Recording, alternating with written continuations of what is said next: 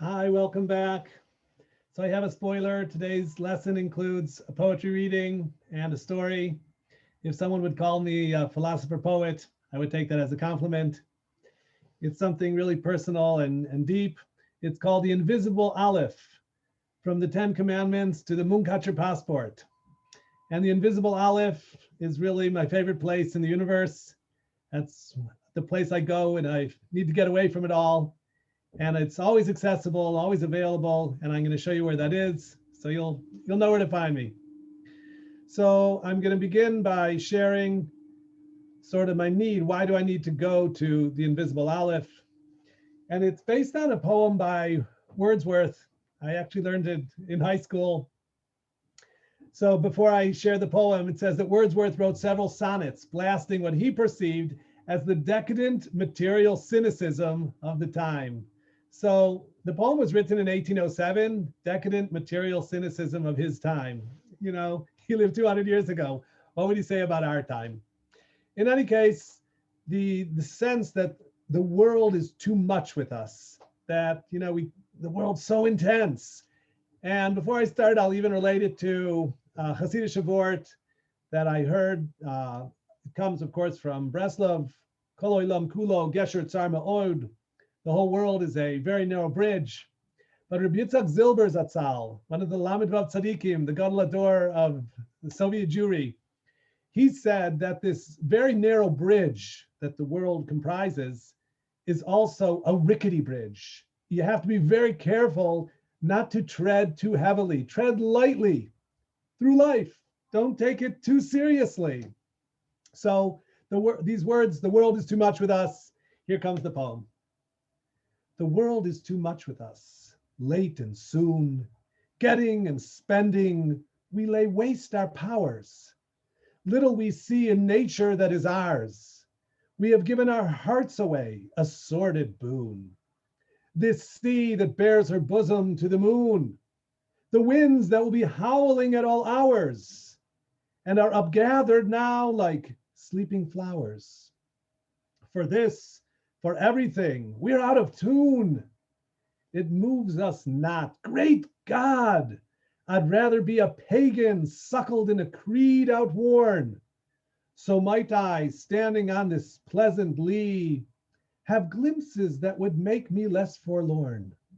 Have sight of Proteus rising from the sea, or hear old Triton blow his wreathed horn. So it's a beautiful poem about appreciating nature and God's great creation. And, I'm taking it in my own direction. I'm going to take it again, as I said, to the Invisible Aleph. You might have forgotten who Proteus is. So I have a reminder here that one of my mentors, the Swiss psychologist Carl Jung, I hold he was from Nevi'e Umos HaOlam. He had tremendous insight into the human character. He defined the mythological figure of Proteus as a personification of the unconscious, which is fascinating, who, because of his gift of prophecy and shape changing, like Plastic Man, he has much in common with the central but elusive figure of alchemy, Mercurius. So Jung brought back alchemy back into style in the 20th century. I've done a lot of reading on the topic. I'm into alchemy. But anyway, that's who Proteus, he's a personification of the unconscious, at least according to Jung. And Triton, who is Triton? Well, Triton is actually like a merman, half fish. And here he's blowing on his horn. So I have a picture here of a Triton blowing on a horn. Maybe that could be Proteus coming out of the sea. Anyway, it's a poem about getting ourselves sort of like Yetzias Mitzrayim, getting ourselves out of this world, appreciating spirituality, beauty, ideas, as opposed to just getting and spending. So with that, let's move on to and find our Invisible Aleph. So where will we find her? The answer is at the base of Bereshit. And I came to this topic because it's very well known. Many people know, why does the Torah start with base? Why didn't the Torah start with Aleph? So there's a number of midrashim on this topic.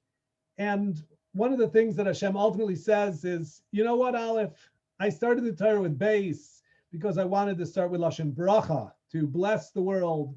And base is the number 2, and I needed to start from 2 because if I started with 1, it wouldn't go anywhere. It would just be 1 and only 1, and Hashem is 1, and Ushmo Echad, Hu Echad, Ushmo Echad, and it wouldn't go anywhere. So in order to start the whole creative process, or at least the Torah's containment of that process, it has to start with 2.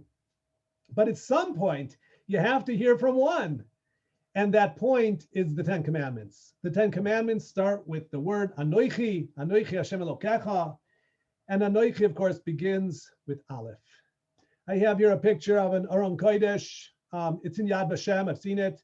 It's from Romania, a community that was destroyed in the Holocaust.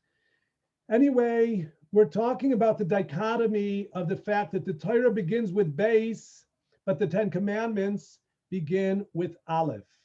And before I go further in deconstructing the Aleph, let me share that the world was created be'eser ma'maros, 10 statements, utterances of God. Yehi or, vayehi or. And there are 10 vayomer Hashems. There are 10 statements like that. And that's, he said it and it came into being. He wasn't talking to anybody. He was just saying, and it came into being. Whereas the 10 Commandments are called Asaras HaDibros. And the word vayidaber, dibor in Hebrew, takes an indirect object. You have to be talking to someone. In English, it's called intercourse, verbal intercourse, where there's 2 parties that are interacting. So the 10 Commandments were not just said, whatever. He was speaking to someone. He was speaking to the Jewish people, and essentially, he was speaking to us. So he's speaking to you, and he's speaking to me. Someone said in Yiddish, Darfim Enfrin, you have to answer him. The 10 Commandments are for us to answer. So in the 10 Commandments, since it's intercourse, it has to start in the first person. You have to say who are the parties to this covenant. So God has to start, as it were, with Aleph in the 10 Commandments. Whereas in Bereshit, which is essentially physics, the creation of the world, he started with base. So with that said, let me show you now the invisible Aleph that's hiding behind the base. So the first base of the Torah here is a base Rabasi. It's a giant base. It's the housing of everything that exists. But there are some signs on this base. They're called tagin. And look at this base that I have in the middle of the picture. You see that it has a little horn sticking up. And the Yerushalmi Chagiga says that little horn is when the base is asked, who created you? So he points up. And then you say, and what's his name? And then you see on the back of the base, there's a little pointer. And he's pointing that one over there. Who's that? Aleph, Aleph Shmo. So the very first letter of the Torah, the base, is pointing to an invisible letter that actually appears there. And that letter is of course, Aleph. So let's take a look at this invisible Aleph that is at the beginning of the Torah, before the written part of the Torah. It's the invisible part of the Torah. And I've said before that the Aleph can be made in a number of configurations, but here we're looking at an Aleph that's composed of 3 letters. On the right hand, the top right, it has the letter Yud. I think you can see that little Yud. The middle part of the Aleph is a Vav, okay, which is really pretty much a straight line. And then the bottom part of the Aleph is a Daled, okay? And you can see the Yud on top is a little bit different from the Daled on the bottom. This is the Ksav of the Arizal. So let's now understand sort of the meaning of this evolution, if you will, of the Aleph. The first part of it is the letter Yud. Now the letter Yud is the tiniest letter. It is actually kosher if you make a Yud with a single point.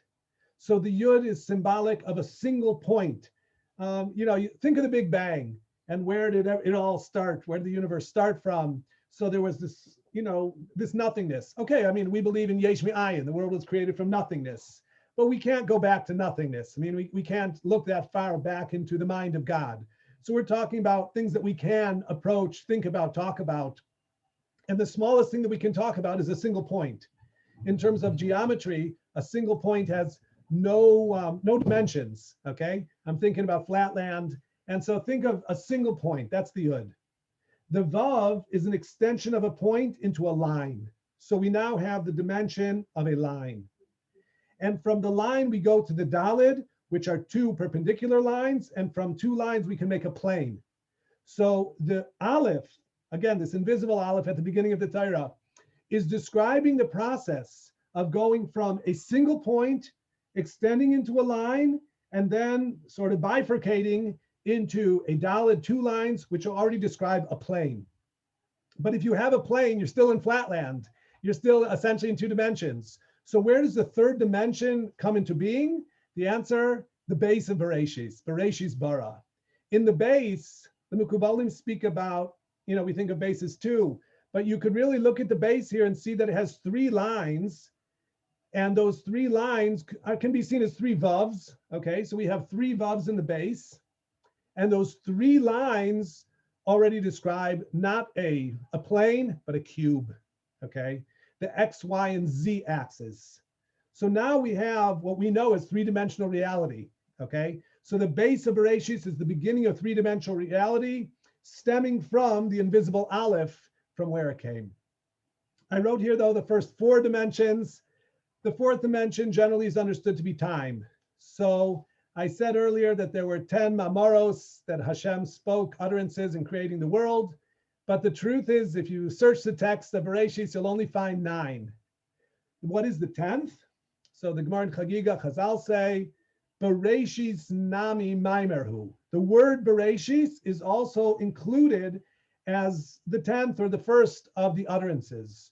And of course, the word Bereshis in the beginning is, it's a description of time. So what is the creation? What did God create when he said Bereshis? When Bereshis is uttered, time. So therefore, we've described here not only the coming into being of three directions, of three dimensions, but the fourth dimension, the dimension of time. Okay, so I want to go further with this and talk more about the Aleph. The spelling of Aleph, again in Lashon Kodesh, Aleph Lamed Pei. Those three letters can also spell Pele, a wonder, okay? And the Gra and others talk about B'mufla mimcha al tidrosh. The Aleph is symbolic of the Alufo shel Olam. Aleph is a chieftain, right? The Alufei Esav. So the Aleph is also symbolic of the boss, okay? In this case, of course, Hashem, the master of the universe. He's the chieftain. And the Aleph, the name of the Aleph tells us that we can't fully comprehend, the Aluf. It is mufla mimcha. It is above your head. It's something wondrous and beyond your fathoming. So the Aleph is descriptive of the way physical existence and spiritual existence all came into being, and yet it's something beyond our reach. So I like to try to go there to the invisible Aleph, but of course it's something evanescent and something really beyond our fathoming. So with that, I use that as a segue to a story from Shlomo Carlebach. It's well known to many, called the Munkacher Passport. And the Munkacher Passport corresponds, Shlomo Carlebach already made the connection, to Daf Aleph. Everybody knows that if you study Talmud, all the Masechtas start on Daf Beis. So where's Daf Aleph? So everybody gets credit for Aleph. Why? Because it doesn't really exist. And yet it exists in the most true way. So here's the story of the Munkacher Passport. It goes back actually to Berdichev, to Rabbi Yitzchak Berdichev was a Talmud of the Maggid of Mezerich. Let's call him the third generation of Hasidus and one of the great rabbis.